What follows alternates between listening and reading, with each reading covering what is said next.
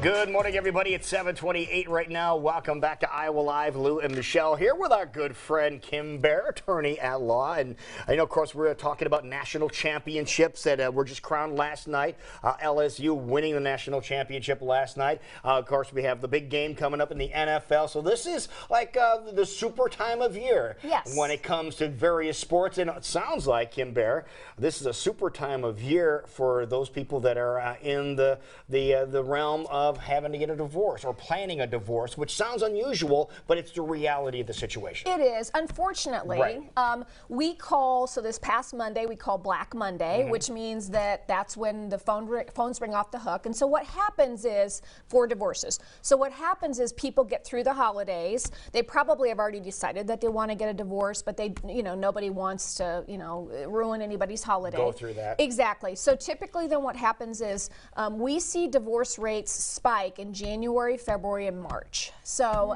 and so what I speculate about is that it's because of the holidays, and then also what we do see in our office is a lot of times people will come in, they'll have the consultation, and they'll say, all right, I want to hire you, I'll be back after I get my tax refund, because that's what they're going to use to pay the retainer. Oh, okay. So that's what we see.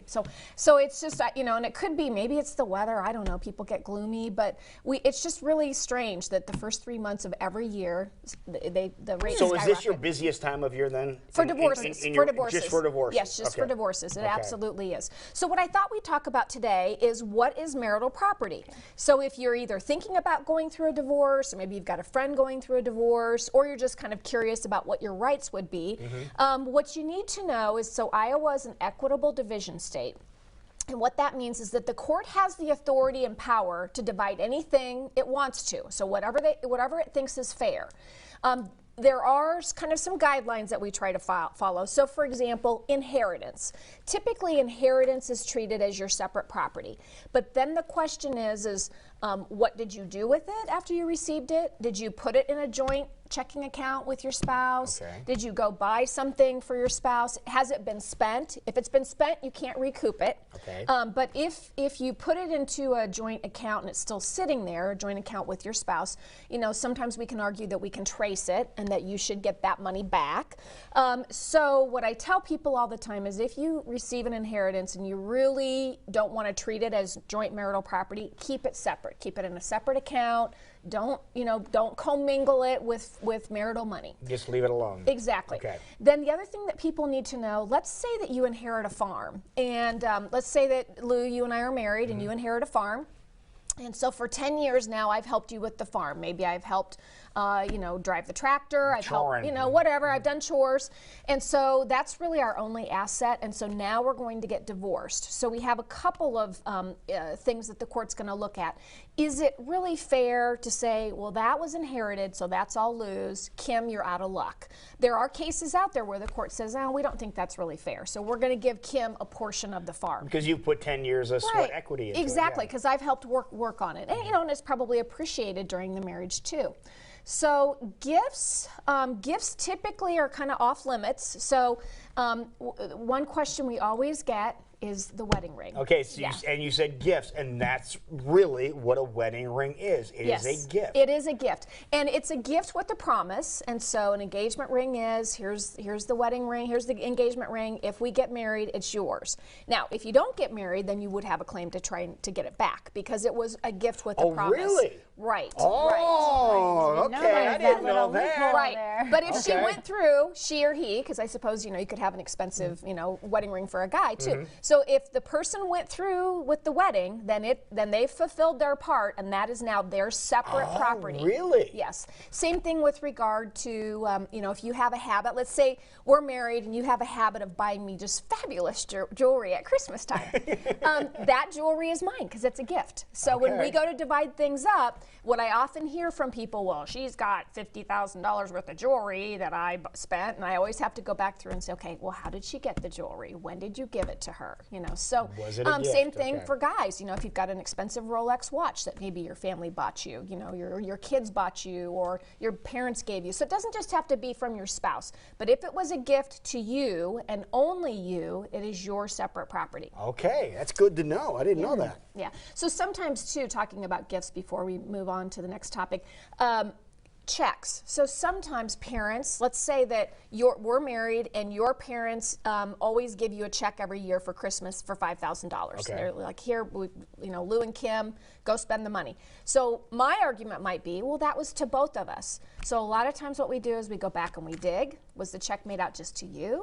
Was it made out to both of us? How was it made out? Because maybe all that money now is sitting in a bank account, or we've paid down our mortgage with it, and you're arguing, well, mom and dad have given me $5,000 every year, so I get the first $50,000 out of the house. Okay. And I'm saying, no, they loved me too. The check was for me. Right. So then the question is, we look at the check. That's going to go back and look and see whose name's on the check. Whose name's on the check, and we got to go talk to mom and dad. What was their intent at the time of the gift? So anyway, so that's kind of what you need to know about gifts and inheritance. Wow. So another topic that comes up all the time is, let's say that you wait to get married and you already own a house. And we'll use us as an example again. Let's say we get married and you owned a house that's worth $100,000. Got it. We've been married for 10 years and now it's worth $150,000. $50,000 of that is appreciation during the marriage, and it's marital property. So the first 100 you would get. All right. So that is for the person that bought the house. That is theirs. That is theirs. But the increase in value, that would be marital property. Because it happened during the marriage. Got it. And here's a common misunderstanding. It does not matter whether or not you put me on the deed or not. Maybe you thought, I'm not sure about whether it's going to work out with Kim, so I'm just going to keep the house in my name. Yep. And now we're getting divorced, and you say, too bad, the house is only in my name. Because we have people that come in all the time, and they say, oh, that son of a gun, he kept everything in his name.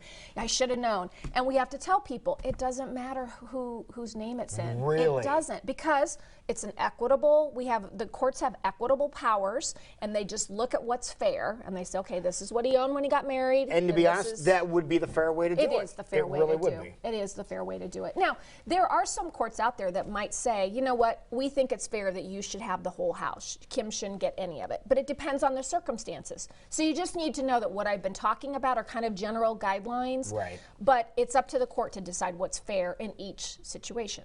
Okay, so this is the busy time of year. What about money that you're accumulating through work, investment, or so forth during that time of being married, but you've kept it separate? It's not really kind of define a little bit more clearly kind of that idea of keeping things separate and joint. So from the day you get married until the day you get divorced, unless you've been separated for a while, then sometimes we can look at the day of separation. But basically anything you earn during your marriage is marital property.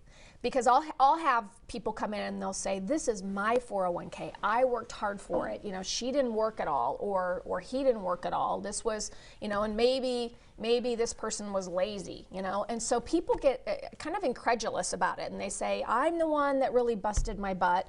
My spouse didn't do anything. And I have to explain to them, well, that's who you picked. That's who you're married to. Right. And oh boy. So all your investments, it increases in your investments. Exactly. If it did increase, hopefully that's the case. Yes. During the marriage. That is marital property. The increase is marital property. The increase if you had it before and you never then put marital money into it, or your 401k. I mean, if we've been married and you put, $10,000 in your 401k every year, and I'm at home on the couch eating bonbons, and you're upset about that, and that's why you're going to divorce me, I'm still going to say, okay, give me half your 401k. And that's what the judge is most likely going to do. Really? Because we were married. So, yeah, so, sometimes it doesn't really seem fair, but, courts say, look, these are decisions you made. Maybe you didn't feel like you were making it, but this is the person you picked. This is who you hitched your wagon to. And we're just going to look at from the date you got married till the end. All right, Kim, you have some answers that people may want to hear and maybe not. But the bottom line is you need to find out the correct answers. Yeah, and you need to. What's the best way to get a hold of you? Sure, just give us a call. Come in and have a cup of coffee, and we'll talk about whatever your questions are. All right, it's playoff time when it comes to divorces, and Kim is your commissioner. I didn't realize there was a season for that in the year. Yeah, unfortunately. Thank you so much, Kim. Appreciate Absolutely. it. Thank you. All right, it is 7:39 right now. We will be right back. This is Iowa Live, and when we come back,